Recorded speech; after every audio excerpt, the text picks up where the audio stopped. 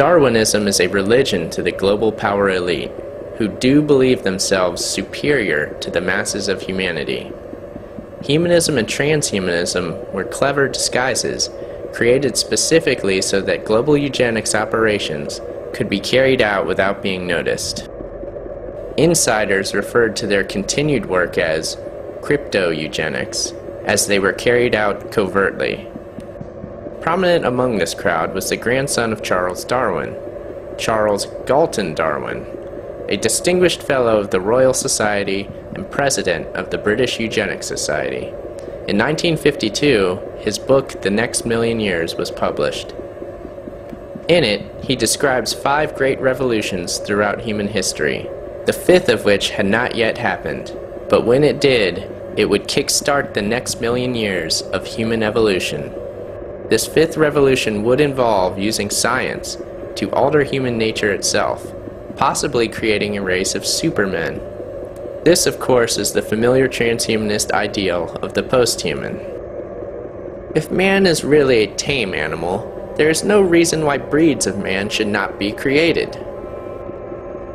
Although Galton Darwin was skeptical of this point, because he believed that man is untamable. He goes on to illustrate this point with a hypothetical story of an island in which a visionary director gathers a variety of highly skilled people and institutes a social Darwinistic breeding program. Members of the island breed with each other based on their unique talents, intelligence, or beauty. For instance, 2 athletic people would give birth to a new generation of superior athletes. The population would become tame, but the island's director would not. Though it might conceivably be possible to tame the majority of mankind, this could only be done by leaving untamed a minority of the population.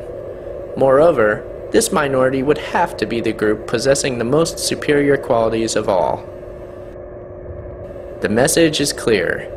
Darwin is legitimizing the elite ruling class, which he himself is a part of.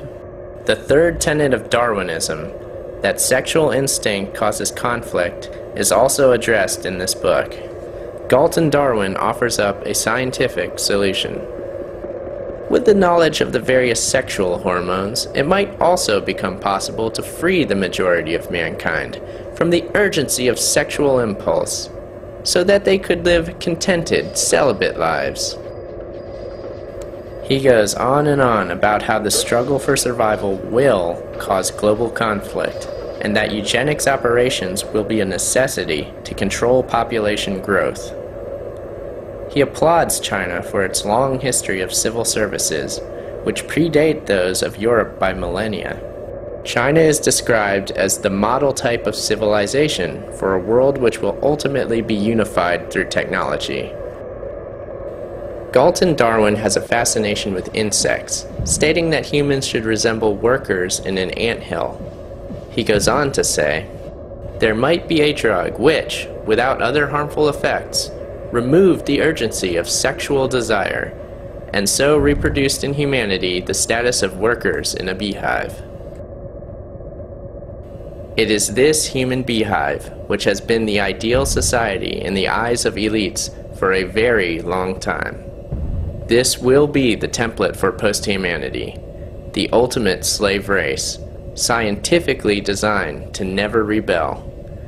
The transhumanists have a popular term, hive mind, which refers to the giant collective intelligence which will be created when people the world over link their brains together with technology. Their general belief is that this new experience will be wonderful, creating a whole new superintelligence through symbiotic existence. In reality, the hive mind will be Galton Darwin's beehive, the creation of the new man, which has been written about for many years.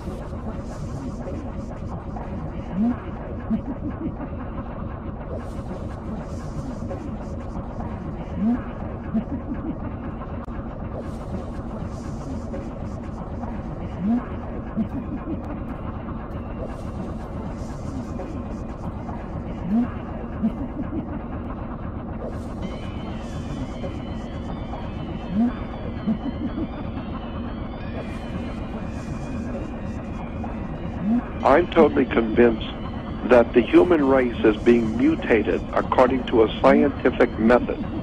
We know that there has been experiments done as far back as the 1920s and 30s of trying to crossbreed animals with humans. The Germans were doing that. All the main eugenicists, Margaret Sanger, H.G. Wells, the Princes, Prince Bernhard, right. said Yep. they're going to make two different species, and then BBC, while I was making the film, showed this little goblin creature that we're going to be, and then they're going to be these beautiful blonde-haired, blue-eyed people, and they hate us so much, they want to make themselves better than us, so they actively want to kill most of us, and then have a clown goblin creature that they call the old humans that they laugh at. That's exactly right. We know the GMO food's changing our genetics. We know we're genetically getting dumber, not just chemically. Go ahead. This is massive, folks. That's right. That's what I've been looking at for 48 years, the complete transformation and transmutation of the human spirit into a whole new kind of creature. Transhumanism fills people's minds with hopes and dreams of becoming superhuman. But the fact of the matter is that the true goal is the removal of that pesky human sexual urge, and ultimately, of free will itself. Post-humanity will be a new human which has been genetically engineered and brain-chipped for total control. Part man and part machine, the new man will no longer be in need of his sexual reproductive function. I understand that this is not what the average transhumanist wants to hear, but we must realize that such a bizarre and horrific future is not only possible, it is intended. Although we won't arrive at this point overnight, first we must step into the world of virtual reality, where our identity as purely human will blend with that of our new virtual persona. In virtual reality, you can be someone else. You don't have to be the same boring person all the time. I mean, you all have these personalities inside you that don't quite fit with your bodies in real reality. So basically, most people just, kill them all off. Some people don't actually keep any of their personalities, which reminds me of some of my old boyfriends, but that's another story. And you read the eugenicists, you read the government plans, they are now doing it, inserting us into a matrix. You're being sucked into your iPhone, sucked into your video games, you're already interfacing. By 2020, there'll be an entire three-dimensional universe in cyberspace, with virtual countries and governments, virtual schools and universities, virtual property and stock markets, and virtual families and friends.